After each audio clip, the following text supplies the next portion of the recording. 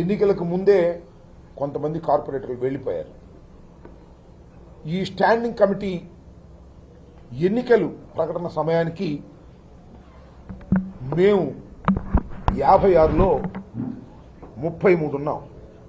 అంటే వాళ్ళ అధికారం వచ్చిన తర్వాత కూడా మా పక్షాన నిలబడిన వారు 33 మంది, ఒక ఇండిపెండెంటు 32 మంది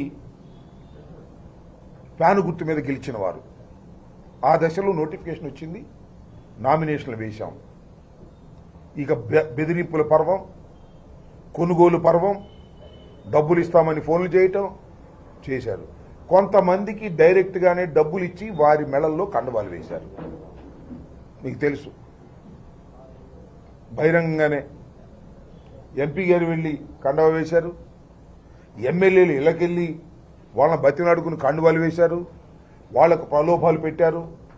అయినా వాళ్ళు పోగా కూడా మాకు 28 మంది ఉన్నారు.